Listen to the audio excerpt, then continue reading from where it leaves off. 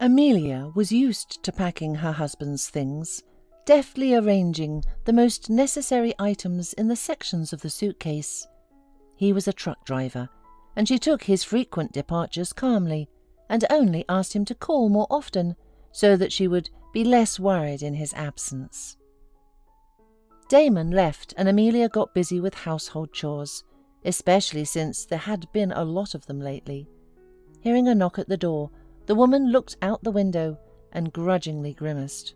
It was Mrs. Johnson again, the elderly woman who knew all the gossip going on in the neighbourhood. Amelia herself had never been interested in such news, but sometimes she just had to listen to it while she was taking orders for repairs or tailoring.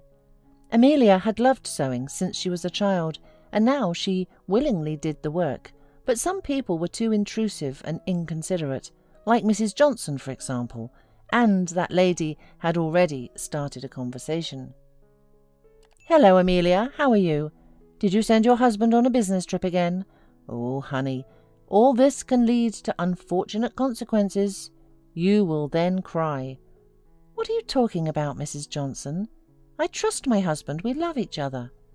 "Amelia, I've lived a long time. I've seen everything, and how men make love on the side, and how they live for two families. What can I say? My late husband was like that himself." Soon Mrs. Johnson left, but the dirty feeling in Amelia's soul remained. Amelia and Damon had only been married for 3 years. He would have been older than her, but that did not prevent her from falling in love and getting married. However, the age difference was not critical. They lived in Damon's big house and were quite happy, except that for an unknown reason they had no children. The phone call interrupted the woman's thoughts. She answered, and someone on the other end quickly spoke. Amelia answered in the affirmation, and then just stood there and listened, and could not believe her ears. Almost a week later, Damon came home. He brought a gift for his wife, as always, and was expecting her to rush out to meet him, kiss him, tell him the news and ask about his trip. But no one came out of the house. Amelia was gone. Her phone was silent. By evening, Damon became anxious and went to his neighbours, but they didn't know anything. He called relatives and friends. No one had seen Amelia for a long time. Damon did not know what to do. In the morning he went to the police, but they advised him to wait quietly, and if she was not back in 2 days, they would take a report and start a search. But what does it mean, to wait quietly? Damon couldn't do that. He had already been everywhere, called hospitals and morgues, and there was no sign of her. Amelia was missing. However, a day later, she came back, but not alone. She was with a boy about 5 years old.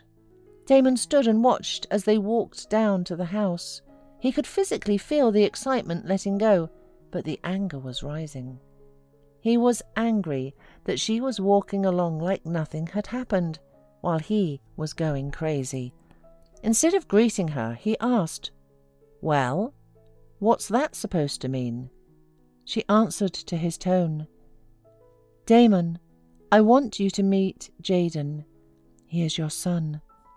The black-haired boy looked curiously at the angry man, then stepped back and hid behind Amelia. "Why don't you let us in the house, and we can talk there? Jaden is tired and hungry. It's a long drive. He needs to sleep." Damon didn't understand anything, and asked again who the boy was. "It is your son, yours and Penelope's. Do you remember Penelope?" Yes, he remembered her. They had been friends since childhood, and she had always wanted him to like her, imposed her friendship, showed her attention, but Damon didn't reciprocate. He liked other girls, and then Penelope left. Where she was, and what became of her, he did not know, and was not interested. But one day, while Damon was driving through a small town, he saw that a new cafe and a big truck stop had opened. It was just about time for him to rest, and he decided to stop. Ordering at the cafe, he looked up at the waitress and recognized her. Penelope! She was smiling at him. It turned out that Penelope got married, but was widowed a year ago. Now she worked in this cafe and lived in the town. It just so happened that he stayed with her that night. It was the only night he ever saw Penelope. He berated himself for that weakness, but what was done? And now a child. It could have been true. But how had Amelia found out about it? Where was Penelope herself? And why was her son here now? When Jaden fell asleep, Amelia answered all the questions that plagued her husband. Penelope's mother-in-law, Mrs. Brown, had called. She had your home number. She wanted to talk to you, but I told her that you were out and asked if there was anything I could do to help. And she told me that Penelope had a baby boy after her son died, and that you were the father. She couldn't forgive her for a long time, but then she put up with it because Jaden was growing up so cute. Mrs. Brown asked me very much to come, so I did. The elderly woman met me well, introduced me to Jaden, and then, after sending him off to play, she told me why she had called me. One day, Mrs. Brown said, I asked Penelope who Jaden's father was. I used to think that she didn't know herself, but she knew. She loved your Damon since childhood, and when my son died without leaving her children, she despaired. I understand her as a woman. She's tired of being alone. And then she met your Damon again, so she decided to get pregnant by him. She wasn't going to tell anyone about Jaden. She wanted to raise him herself, so Damon wouldn't know anything. Anyway, I made up with her after this confession, Mrs. Brown sighed. But her motherly happiness did not last long. A drunk driver sat behind the wheel. Penelope and Jaden were just returning from the store. She saw a truck rushing at them and just had time to forcibly throw Jaden aside, but she went straight under the wheels. Since then, Jaden has not said a word. He was terrified. Doctors can't do anything. He just keeps quiet. For more than a year, my grandson and I lived together, and now I feel that I am weakening every day. So I decided to find Jaden's father. A phone number and address written on a piece of paper were at Penelope's documents. Therefore, I had called. Stay with us for the night, then go to your husband, talk everything over, and then please let me know what you both decided. Only if you are going to hurt the boy, you'd better tell me right away, then I will not give him to you. Amelia was quiet, looking intently at her husband, and then she continued. Just imagine that night she was gone. I heard the wheezing, so I called an ambulance. They came, but there was nothing they could do. Then there was the funeral. There was no one to bury Mrs. Brown, so the neighbours and I did it all. And so I came back only now. Damon silently digested all the information that his wife poured out on him, and then asked, Do you realize what a burden you are placing on yourself? I mean, I practically live in the truck. You'll have to look after him by yourself. Amelia nodded. It had been a very difficult year for them. It turned out that registering a child was not easy at all, even if you were his father. Damon had to live not in the trips now, but in the corridors of the custody offices. And when everything seemed to be coming to an end, some new circumstance would come up that required an urgent decision. Now he also had to look for a job. The man began to snapping at his son and the wife.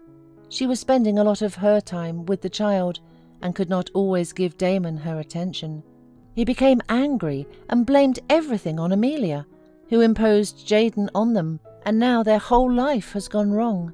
At some point the man started drinking, and this was very disturbing to Amelia, and Jaden more and more often hid behind Amelia or sat in his room and played quietly with the soldiers. One day, Damon's friend came to visit. The man stopped the truck in front of the house exactly at the moment when Jaden was playing in the garden. With eyes widened with horror, the boy saw Damon heading towards the huge vehicle. He jumped to his feet, rushed to his father, shouted, frightened and protesting, "Daddy!" and then pushed him away from the truck, covering the adult man with himself and expecting that the terrible huge vehicle was about to come upon them both. Damon instantly understood and picked his son up in his arms and started kissing and shaking him. "What did you say, son? What did you say? Say it again." Before Damon realized it, he called the boy son for the first time, and the boy stroked him on the head and said, "Daddy, Daddy, don't be afraid, I'm here." Damon's friend, stunned and confused, looked silently at the father and son, understanding that something very good was happening between them now, and that he should not interfere with it. In the evening, they all sat together at the big festive table. Amelia already knew that a friend had come and brought good news. Damon had not only been asked to come back, but had also been offered a brand new truck. Jaden looked at his father and Amelia with all his eyes and rejoiced with them, and she leaned over to the boy and asked, "Jaden, may you call me Mom?" "Of course, Mommy," Jaden sobbed and snuggled up to her. "That's good, Sonny," said Amelia, and suddenly she laughed merrily. Otherwise it wouldn't be right if one son would call me Amelia and the other would call me Mom. It could be confusing that way. Damon stared at his wife and she nodded embarrassedly. So happiness, which had entered their home one day, decided to stay with them forever.